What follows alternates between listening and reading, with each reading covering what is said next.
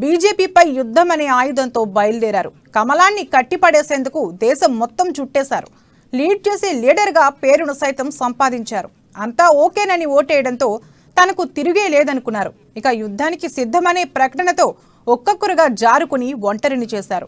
గుండె ధైర్యంతో నిల్చున్న గులాబీ బాస్ గుండెలపై తన్నారు. దీంతో అనుకున్నదొకటి అయ్యిందొకటి అనేలా మారింది కారు బాస్ పరిస్థితి.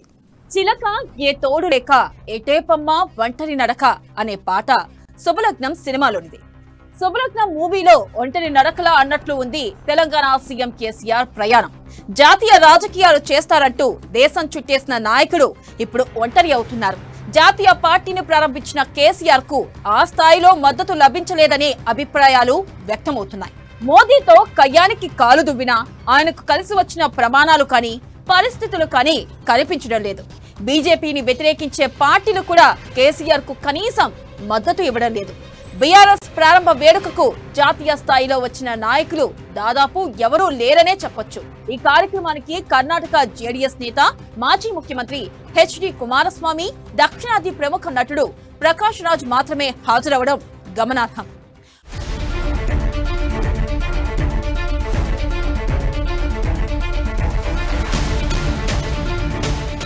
మరోవైపు కేంద్రంలోని బీజేపీని నిన్న మొన్నటి వరకు విభేదించిన వారు తనను కలుపుకొని పోతారని, తను గీసిన గీత దాటరని కేసీఆర్ భావించారు. కానీ ఇప్పుడు వారంతా హ్యాండ్ ఇచ్చే పరిస్థితి నెలకొంది.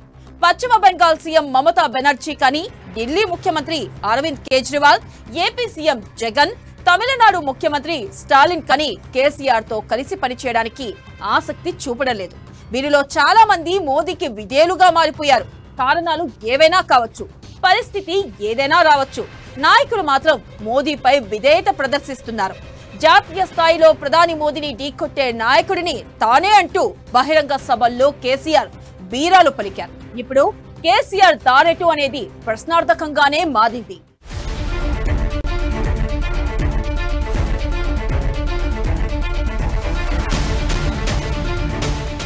తాజా పరిణామాలకు తోడు బీహార్ లో నిన్నటి వరకు మోదీని విమర్శించిన సీఎం నితీష్ కుమార్, ఆర్జేడీ నాయకులు కూడా ఇప్పుడు మోదీ వైపు చూసే పరిస్థితి వచ్చింది.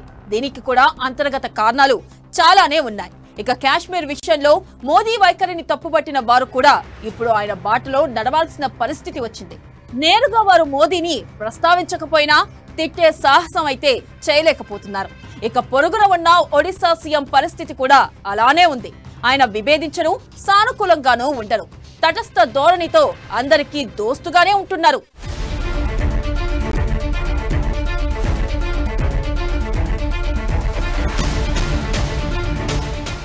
మొత్తానికి ఈ పరిణామాలను గమనిస్తే కేసీఆర్ తో కలిసి వచ్చే నాయకులు ఎవరు, వస్తామని చెప్పిన నాయకుల్లో మిగిలేది ఎవరు అనే ప్రశ్నలు సహజంగానే తెరమీదకి వస్తున్నాయి.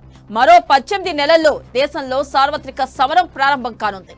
ఆ సమయానికి 28 రాష్ట్రాల్లో ఎన్ని చోట్ల బీఆర్ఎస్ దూకుడు చూపిస్తుంది, ఎంతమందిని కలుపుకొని పోతుంది అనేది ఒక ప్రశ్న ఉత్పన్నమవుతుంది. అయితే కేసీఆర్ దూకుడుకు తెలంగాణ సరిహద్దుల్లోనే బంధనాలు వేసేలా జాతీయ స్థాయిలో బీజేపీ వేస్తున్న వ్యూహాలకు అడ్డుకట్ట వేయడంలోనే సమయం గడిచిపోయే పరిస్థితి నెలకొందనే రాజకీయ విశ్లేషణలు వస్తున్నాయి. ఇలా ఏ విధంగా చూసుకున్నా కేసీఆర్ పరిస్థితి జాతీయ స్థాయిలో కొడికడుతున్నట్టే కనిపిస్తుందని అంటున్నారు పరిశీలకులు. ఇలాంటి పరిస్థితుల్లో కేంద్రంలో మోదీని గద్దెదించాలని, బీజేపీని బంగాళాఖాతంలో కలపాలన్న లక్ష్యం ఈ ఒంటరి పయనంతో ఎలా సాధ్యమని గులాబీ నేతలే గుసగుసలాడుతున్నారు.